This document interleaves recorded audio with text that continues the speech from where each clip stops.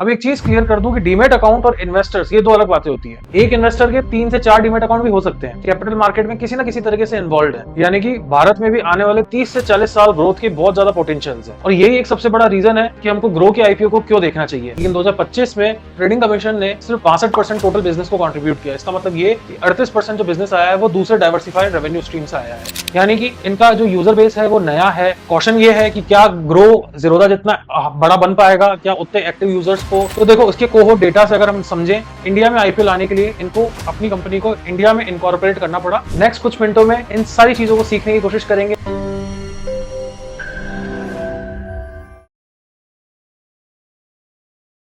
नमस्ते दोस्तों, स्वागत है आपका इंडिया के इकलौते फ्री लर्निंग इन्वेस्टमेंट चैनल पे। यहाँ पे हम लोग पेड कोर्सेज से भी अच्छा कंटेंट प्रोवाइड कराने की कोशिश करते हैं। आजकल हर जगह सोशल मीडिया पे बात चल रही है कि ग्रो का आईपीओ आ रहा है, अप्लाई करें या ना करें, लेकिन कोई भी ये नहीं बता रहा कि आईपीओ में अप्लाई करने से पहले देखें क्या। तो आज हम लोग करने वाले हैं डीप डाइव एनालिसिस और देखेंगे कि कैसे एक प्रोफेशनल इन्वेस्टमेंट ऑफिसर सोचते हैं। ग्रो का बिजनेस क्या है, उसके कॉम्पिटिटर्स कौन है, वैल्यूएशंस कितने ओवर वैल्यूड है या अंडर वैल्यूड है, मैनेजमेंट का गवर्नेंस क्या है, उनके एस्पिरेशन क्या है, मार्केट का क्या पोटेंशियल है। नेक्स्ट कुछ मिनटों में इन सारी चीजों को सीखने की कोशिश करेंगे और देखेंगे कि बड़े इन्वेस्टर्स अपनी एनालिसिस में क्या क्या चीजें देखते हैं। लेकिन ये सिर्फ एक एजुकेशनल वीडियो है, ये कोई फाइनेंशियल एडवाइस नहीं है। अपने रिस्क एपेटाइट और अपनी कैपिटल के हिसाब से आप अपने फाइनेंशियल एडवाइजर के साथ में कंसल्ट कीजिए और अपना डिसीजन लीजिए। सबसे पहले बैकग्राउंड समझ लेते हैं। 2016 में 4 फ्लिपकार्ट के इंजीनियर्स ने एक प्रॉब्लम आइडेंटिफाई करी थी। भारत में लाखों लोग निवेश करना चाहते थे, लेकिन जो ट्रेडिशनल ब्रोकर्स थे वो लोग इतने महंगे थे कि आम आदमी उसको अफोर्ड नहीं कर सकता था। फिर ये लोग आए एक सस्ते और एक यूजर फ्रेंडली एप्लीकेशन के साथ में, जहां पे इन लोगों ने काफी अच्छा एक्सेस देने की कोशिश करी। अब 2019 से लेके आज तक की बात करें 2025 तक, तो 2019 में लगभग 4 करोड़ डीमेट अकाउंट थे, जो कि बढ़कर आज हो गए हैं 19 करोड़ डीमेट अकाउंट, यानी कि 4 गुना की ग्रोथ। अब एक चीज क्लियर कर दूं कि डीमेट अकाउंट और इन्वेस्टर्स ये दो अलग बातें होती है। एक इन्वेस्टर के 3 से 4 डीमेट अकाउंट भी हो सकते हैं, तो इसका मतलब ये नहीं है कि वो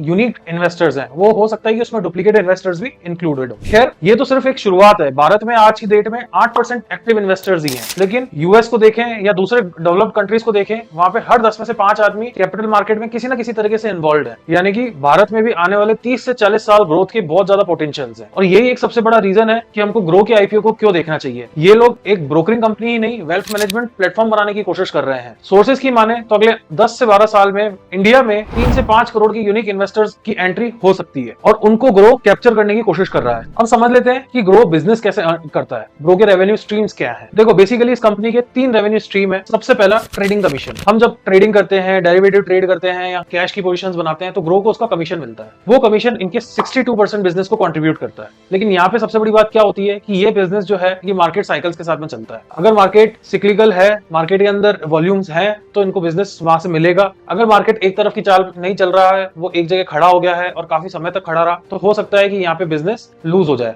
और देखने को मिला है इस साल की शुरुआत में कि इन लोगों ने 6 लाख एक्टिव यूजर्स को लूज किया है। अच्छा, दूसरा बिजनेस जो है वो है म्यूचुअल फंड कमीशन। अब देखो क्या होता है, हम लोग जब एसआईपी करते हैं, फंड्स इनको कमीशन देता है। इन लोगों को एज अ ब्रोकरेज फर्म हम लोगों को हर महीने एसआईपी सेल करने की जरूरत नहीं है। एक बार हमने एसआईपी शुरू कर दी तो वो रिकरिंग चलती रहेगी और उससे उनको रिकरिंग कमीशन मिलता रहेगा। तो ये जो बिजनेस है ये मार्केट साइकिल से अफेक्ट नहीं होता। और तीसरा बिजनेस जो है वो है क्रेडिट, ग्रो क्रेडिट सर्विसेज। ये लोग जब आपको पर्सनल लोन या मार्जिन ट्रेडिंग सेल करते हैं तब इनको इंटरेस्ट इनकम का बेनिफिट होता है। और अगर अपन कंपोजिशन समझने की कोशिश करें तो 2024 में 90% बिजनेस जो था वो ट्रेडिंग कमीशन से अर्न हुआ, लेकिन 2025 में ट्रेडिंग कमीशन ने सिर्फ 65% टोटल बिजनेस को कंट्रीब्यूट किया। इसका मतलब ये कि 38% जो बिजनेस आया है वो दूसरे डाइवर्सिफाइड रेवेन्यू स्ट्रीम से आया है। ये जो होती है ये एक सर्वाइवल स्ट्रेटेजी होती है, खास करके डेवलपिंग मार्केट्स में। अगर इनका डिपेंडेंसी सिर्फ ट्रेडिंग कमीशन पे होता तो हो सकता था कि इस पर्टिकुलर साल में इनको अच्छा खासा डिक्लाइन देखने को मिलता, जैसा कि दूसरे ब्रोकर्स के साथ में हुआ है। जैसे कि अगर बात करें, ज़ीरोधा ने रिपोर्ट किया कि उनको 40% का ब्रोकरेज कमीशन में डिक्लाइन देखने को मिला है। और अगर ग्रो की बात करें तो उनको सिर्फ 9 से 10% का लूज हुआ है, क्योंकि इन लोगों ने अपना बिजनेस डाइवर्सिफाई कर रखा है। कॉम्पिटिटिव पॉइंट ऑफ व्यू से समझ लेते हैं कि ग्रो कहां स्टैंड कर रहा है, इसकी मार्केट पोजीशनिंग क्या है। 2025 तक की अगर बात करें तो ग्रो के पास में 12 मिलियन यूजर बेस है। 12 मिलियन एक्टिव यूजर के साथ में ये 26% का मार्केट कैटर करता है। कंपैरेटिवली ज़ीरोधा के पास में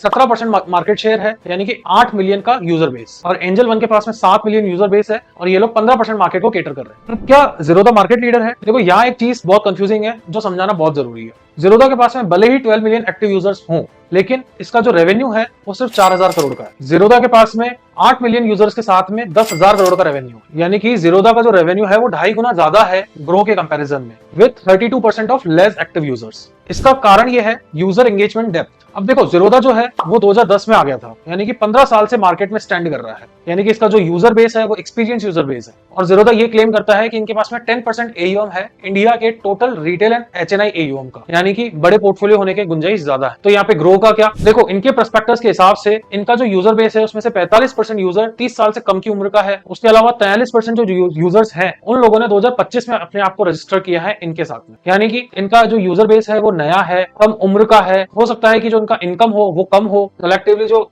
नेटवर्थ हो वो कम हो, तो इस वजह से इनका जो उनसे रेवेन्यू आउट स्ट्रीम है वो भी कम है कंपैरेटिवली जीरोधा। लेकिन क्वेश्चन ये है कि क्या ग्रो जीरोधा जितना बड़ा बन पाएगा, क्या उतने एक्टिव यूजर्स को कम एक्टिव यूजर्स से ज्यादा रेवेन्यू अर्न कर पाएगा कि नहीं कर पाएगा। तो देखो उसके कोहोर्ट डेटा से अगर हम समझें, ग्रो का एक एवरेज यूजर अगर 3 साल ग्रो के साथ में टिक जाता है तो वो अपना रेवेन्यू 2 गुना से बढ़ा देता है। उसका कारण क्या है, लोगों की इनकम बढ़ती है, वो अपने इन्वेस्टमेंट्स बढ़ाते हैं, ट्रेडिंग एक्टिविटी में ज्यादा इन्वॉल्व होते हैं, और इससे इसका जो ब्रोकरेज इनकम है वो भी इंक्रीज होता है विद सेम यूजर। तो आने वाले 10 से 15 सालों में ये गुंजाइश है कि ग्रो के यूजर्स एक्टिव हो जाएं जितने जीरोधा के आज हैं। प्रॉफिटेबिलिटी मैट्रिक को समझने की कोशिश करते हैं, और ये सबसे इंपॉर्टेंट मैट्रिक भी होती है। देखो 2023 में 1400 करोड़ के रेवेन्यू के साथ में कंपनी ने बनाया था लगभग 450 का प्रॉफिट। वही 2024 की अगर बात करें तो 2600 का तो रेवेन्यू अर्न किया, लेकिन कंपनी उस साल चली गई 800 करोड़ के नुकसान। वही अगर बात करें 2025 की तो कंपनी ने लगभग 4000 करोड़ का रेवेन्यू अर्न किया और वही 1800 करोड़ का प्रॉफिट बनाया। और इस साल के Q1 में कंपनी ने रेवेन्यू किया 900 का और 380 के प्रॉफिट के साथ में Q1 क्लोज किया। इससे समझ में आ रहा है कि मार्जिन भी इंक्रीज हो रहा है प्लस रेवेन्यू ग्रोथ भी है। लेकिन 2024 में नुकसान किस बात, ये समझते हैं। देखो एक कॉन्सेप्ट होता है डोमिसाइल शिफ्ट। कंपनी ने 2016 में अपने आप को यूएस में रजिस्टर किया था। इसका रीजन ये था कि इन लोगों को यूएस का प्लेटफॉर्म चाहिए था इन्वेस्टमेंट अट्रैक्ट करने के लिए। वहां पे क्या होता है, अर्ली स्टार्टअप्स में जो वेंचर कैपिटल्स होती है या प्राइवेट इक्विटी होती है वो ज्यादा एक्टिव होते हैं इन्वेस्ट करने के लिए, और वो अपॉर्चुनिटी गेज करने के लिए इनको अपने आप को यूएस में रजिस्टर करना पड़ा। और 2024 में इंडिया में आईपीओ लाने के लिए इनको अपनी कंपनी को इंडिया में इनकॉर्पोरेट करना पड़ा यूएस से शिफ्ट करके। अब देखो यूएस कहता है कि तुमको हम प्लेटफॉर्म देते हैं इन्वेस्टमेंट अट्रैक्ट करने के लिए अर्ली स्टेजेस में, तो तुम यूएस में आके रजिस्टर करते हो। लेकिन जब बात करते हैं कि कैपिटल मार्केट में जाना है या अपने आप को आगे चल के ग्रो करना है तो तुम लोग अपने कंट्री में दोबारा चले जाते हो। तो यूएस कहता है कि तुमको जाना है तो जाओ, लेकिन अपने आप को एक नई एंटिटी में बेच करके जाओ। तो जब ग्रो ने इंडिया में एक नई एंटिटी बनाए तो अपने असेट्स को उस नई एंटिटी को ट्रांसफर किया, और उस ट्रांसफर में जो भी फायदा हुआ वो फायदे पे उस ग्रो को यूएस को टैक्स देना पड़ा। कहने का मतलब ये था, हुआ कुछ भी नहीं, फ्री फुकट का टैक्स लग गया। अब बात करें कि शाहूकारी से शाहूकारी सीख के शाहूकार के साथ शाहूकारी करना कोई यूएस से सीखे। इसलिए बात देखो ये है कि 2023 से लेकर 2024 में कंपनी का जो ऑपरेशनल प्रॉफिट है बिफोर टैक्स वो 17% से ग्रो किया है। बिजनेस ग्रो कर रहा है। वो 2024 में एक टेक्निकल लॉस था, उसको अवॉइड नहीं किया जा सकता था, उसमें कुछ ऑपरेशनल इनएफिशिएंसी नहीं थी। लेकिन अगर 2025 की बात करें तो कंपनी ने ऑपरेटिंग लीवरेज को अचीव किया है। कहने का मतलब ये कि कंपनी ने अपने रेवेन्यू को 50% से ग्रो किया है, लेकिन कॉस्ट सिर्फ 15% से इंक्रीज हुई है। यानी कि एग्जिस्टिंग कॉस्ट में कंपनी ने एक्स्ट्रा रेवेन्यू अर्न करने की कोशिश करी है। आज की रेट में ग्रो के 1 रुपए के रेवेन्यू में 47 पैसे का प्रॉफिट है, बट जीरोधा की बात करें तो उसके 1 रुपए के रेवेन्यू में 56 पैसे का प्रॉफिट है। पर ग्रो एक प्रॉफिट ग्रोइंग कंपनी है और जीरोधा का डिक्लाइनिंग है। जीरोधा के साथ में कुछ रेगुलेटरी चेंजेस आए हैं, उससे वो इंपैक्ट हुआ है। अगले साल हो सकता है कि जीरोधा का प्रॉफिट भी डिक्लाइन हो, बट ग्रो की बात करें तो अगले साल ग्रो का प्रॉफिट 2000 से 2500 करोड़ तक भी पहुंच सकता है। और ये एक इन्फ्लेक्शन पॉइंट है जो बड़े इन्वेस्टर्स देख रहे हैं। और प्रॉफिटेबिलिटी का मतलब ये कि कंपनी अपना स्केल भी बढ़ा सकता है। तो बात कर लेते हैं वैल्यूएशंस की, जिसका आप सबको इंतजार था। देखो ग्रो आ रहा है 95 से 100 के प्राइस बैंड में, प्लस 62,000 करोड़ के मार्केट कैप के साथ। तो क्या इस रेट पे ग्रो महंगा है या सस्ता? इस चीज पे आने से पहले इसका पी मल्टीपल देख लेते हैं। 62,000 करोड़ के मार्केट शेयर के साथ प्लस 1800 करोड़ की प्रॉफिटेबिलिटी के साथ, 2025 की प्रॉफिटेबिलिटी के साथ इसका जो पी रेशियो रहने वाला है वो 34 टाइम्स का रहने वाला है। और अगर इसकी प्रॉफिट ग्रोथ की बात करें तो 2024 से 2025 में 125% की ग्रोथ देखने को मिली है। लेकिन अगर 2021 से 2025 तक की बात करें तो सालाना 90% की प्रॉफिटेबिलिटी में ग्रोथ हुई है। तो 34 का पी रीजनेबल है या नहीं? एक रेशियो और देख लेते हैं, price earning to growth, PEG ratio. Company का पी रेशियो है 33 टाइम, और हम लोग एक कंजर्वेटिव ग्रोथ परसेंटेज मान के चलते हैं 30% का आने वाले 4 से 5 सालों के लिए। तो जो कंपनी का पीईजी रेशियो रहने वाला है वो 1.13 के आसपास का रहने वाला है। अब अगर 1 से नीचे का पी रेशियो होता है तो कंपनी अंडर वैल्यूड कंसिडर होती है। अगर 2 से ज्यादा का पी रेशियो होता है तो कंपनी का जो वैल्यूएशन है वो ओवर वैल्यूड कहलाता है। लेकिन अगर 1 से 2 के बीच का पीजी रेशियो रहता है तो कंपनी फेयरली वैल्यूड कहलाती है। तो ग्रो मार्जिनली एक्सपेंसिव है लेकिन रेड फ्लैग नहीं है। कंपैरिजन करते हैं इसका पीयर्स के साथ में। एंजल ब्रोकिंग का जो पी रेशो है नवंबर 2025 तक वो लगभग 29 टाइम्स का है। पर यहाँ ध्यान देने की बात यह है कि एंजल ब्रोकिंग का Q1 में इस साल में एक लॉस हुआ था मार्केट कंडीशंस के चक्कर में। तो Q2 में कंपनी ने 211 करोड़ का प्रॉफिट बनाया और इस क्यूमुलेटिव प्रॉफिटेबिलिटी से कंपनी का ये पी रेशो आया है जो अभी अपन ने डिस्कस किया। तो इस शॉर्ट टर्म नंबर से जज करना गलत होगा एंजल ब्रोकिंग को। देखो, वैल्यूएशन के कंक्लूजन पे आओ उससे पहले एक चीज का ध्यान रखो, जो वैल्यूएशन का मापदंड होता है वो एग्जीक्यूशन से होता है। कंपनी अपने प्रोस्पेक्टस में बहुत सारी चीजें बोलती है, हमको ये देखना पड़ेगा आने वाले टाइम पे कंपनी ने जो बातें बोली है उसका एग्जीक्यूशन कैसे करना। अगर एग्जीक्यूशन अच्छे से हो रहा है तो 95 में से 100 का जो प्राइस बैंड आ रहा है वो भी सही वैल्यूएशन पे आ रहा है, लेकिन अगर एग्जीक्यूशन सही से नहीं हो रहा तो 70 से 75 का जो प्राइस बैंड है वो भी ओवर वैल्यूड कहलाएगा। बात कर लेते हैं रिस्क की। देखो, कोई भी इन्वेस्टमेंट करते हैं तो उसमें रिस्क तो होता ही होता है। यहाँ पे जो सबसे पहला रिस्क है वो है मार्केट सिक्लिकलिटी। अगर भारत के बाजार ऐसे ही ठंडे रहे, 2-3 साल किसी भी दिशा में काम नहीं हुआ और बाजार साइडवेज रहे तो इम्पैक्ट पड़ सकता है। क्या होगा? यूजर अपने आप को लॉग आउट कर देगा। इस साल के Q1 में यही देखने को मिला है कि इनके जो 6 लाख यूजर्स थे वो इनएक्टिव हो गए। अब अगर इनकी डिपेंडेंसी सिर्फ ब्रोकरेज बिजनेस पे रहती तो इनको अच्छा खासा नुकसान देखने को मिलता, लेकिन क्योंकि इनका जो बिजनेस है वो डाइवर्सिफाइड है और 38% रेवेन्यू स्ट्रीम जो है वो म्यूचुअल फंड कमीशन और एनबीएफसी बिजनेस से आता है, तो यहाँ इनकी स्ट्रेटेजी काम कर गई और इनको ज्यादा नुकसान नहीं हुआ कंपैरेटिवली जो इनके पीयर्स है। लेकिन अगर 2-3 साल ऐसा ही चलता रहा तो हो सकता है इंपैक्ट ज्यादा पड़ जाए। जो दूसरा रिस्क है वो है रेगुलेटरी चेंजेस। कल चल के सेबी किसी एफएनओ रेस्ट्रिक्शन के साथ आ जाए, एसटीटी में एडिशन कर दे कुछ, या फिर किसी एक्सपायरी को रिड्यूस कर दे, तो हो सकता है कि यहाँ पर भी इनको रेवेन्यू का लॉस हो। जीरोधा के साथ में देखा गया है कि उनका जो 40% रेवेन्यू है वो वहां डिक्लाइन हुआ है, क्योंकि जो इनकी 90% डिपेंडेंसी है वो एफएनओ पे है। लेकिन यहाँ पे ग्रो की जो डिपेंडेंसी है एफएनओ पे वो सिर्फ 62% की है, लेकिन फिर भी वो एक रिस्क तो है। तीसरा रिस्क जो है वो है कॉम्पिटिटिव इंटेंसिटी। क्या होगा कल अगर जियो, जो रिलायंस का सब्सिडरी है, वो अपना ब्रोकरेज फर्म लॉन्च कर दे, उनके पास में मैसिव डिस्ट्रीब्यूशन चैनल है, कैश काउ है, अब कल को वो कह दें कि हम 1 मिलियन यूजर्स के लिए ब्रोकरेज फ्री कर दें, तो यहाँ पे मार्जिन स्क्वीज हो सकते हैं। और चौथा जो सबसे बड़ा रिस्क है वो है एग्जीक्यूशन रिस्क। ब्रो कह रहा है कि हम वेल्थ मैनेजमेंट में आएंगे, इंश्योरेंस बिजनेस में आएंगे, एनबीएफसी लैंडिंग में आएंगे, लेकिन उसका एग्जीक्यूशन कैसे करेंगे, उसकी क्या कैपेबिलिटीज हैं, क्या कॉम्पिटेंसीज हैं, वो भी हमको समझना पड़ेगा। मेरी नजर में ये करना इनके लिए ईजी होगा, क्योंकि जो इनके फाउंडिंग मेंबर्स हैं वो लोग फ्लिपकार्ट के ग्रोइंग स्टेज में थे। जब फ्लिपकार्ट का जन्म हो रहा था तब उन्होंने एज अ लीडरशिप उन्होंने सर्व किया है, बट हर समय वो चीज काम नहीं करती है। वो गारंटी नहीं होता कि अगर उन्होंने पहले अच्छे से एग्जीक्यूशन करा है तो आगे आने वाले टाइम पे भी एग्जीक्यूट करे। तो वहां पे भी अपन को एक बार देख के चलना पड़ेगा, वो एरिया पे अपन को कवर करना पड़ेगा। आखिरी रिस्क है जो मैं देखता हूँ वो है रिटेंशन क्वालिटी। इनके हिसाब से जो इनका 43% यूजर बेस है उन्होंने 2025 में इनको ज्वाइन किया है, तो वो कितना रिटेन करते हैं, वो कितना वॉल्यूम लेकर आते हैं, वो भी हमको समझना पड़ेगा। आज की डेट में इनका जो डेली एक्टिव यूजर बेस है वो 56% है इनके मंथली एक्टिव यूजर बेस का। यानी कि मंथली जितने भी लोग काम करते हैं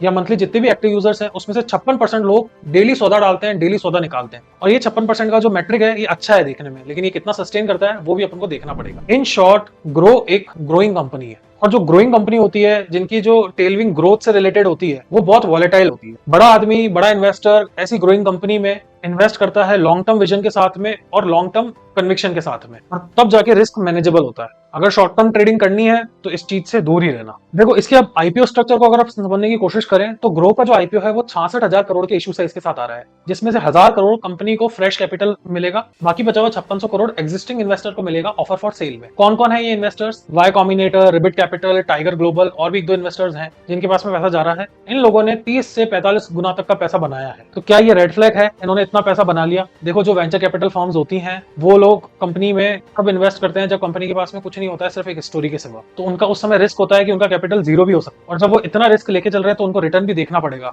अपना रिस्क रिवॉर्ड रेशियो मेंटेन करना पड़ेगा। और दूसरा, उनका एक लाइफ साइकिल होता है कैपिटल का। 7-8 साल 9 साल के बाद में वो अपना कैपिटल निकालते हैं, उसको रीबैलेंस करते हैं, उसके अलावा उसको नई जगह एलोकेट करने की कोशिश करते हैं। तो यहाँ पे ये जो एक्टिविटी है ये एकदम नॉर्मल है, खास करके स्टार्टअप्स में। लेकिन सबसे अच्छी बात जो ये है कि जो इनके प्रमोटर्स हैं, ललित केशरे, हर्ष जैन, इन लोगों का स्टेक एज इट इज रहने वाला है। ये लोग अपना स्टेक सेल नहीं कर रहे हैं, और ये कॉन्फिडेंस वाला सिग्नल होता है। अब मैं आपको ये नहीं बताऊंगा कि इस आईपीओ में इन्वेस्ट करो या नहीं करो, ये कंप्लीटली एक इन्फॉर्मेटिव वीडियो थी, एक एजुकेशनल एस्पेक्ट था जो मुझे आपको दिखाना था कि कैसे अपन एनालिसिस कर सकते हैं किसी भी आईपीओ का। ये आपका पर्सनल डिसीजन होगा, अपने रिस्क एपेटाइट और अपने कैपिटल के हिसाब से कॉल लेना, अपने फाइनेंशियल एडवाइजर के साथ में डिस्कस करना। एक बड़ा निवेशक कभी भी आईपीओ की लिस्टिंग गेन की लालच में, छोटी लालच में नहीं पड़ता। वो 2-3 साल का व्यू बनाता है और फिर दिमाग लगाता है। अगर आपको हमारा वीडियो इन्फॉर्मेटिव लगा तो लाइक कीजिए इस वीडियो को, सब्सक्राइब कीजिए चैनल को, बेल आइकन दबाइए ताकि हमारा कोई भी वीडियो मिस ना हो। हमारी एक फ्री प्रीमियम कोर्स की लर्निंग जर्नी चल रही है। अगर आपको मार्केट में इन्वेस्टिंग सीखनी है तो उस लर्निंग जर्नी को ज्वाइन कर सकते हैं, बिल्कुल फ्री ऑफ कॉस्ट है। तब तक के लिए हैप्पी इन्वेस्टिंग। Thank you.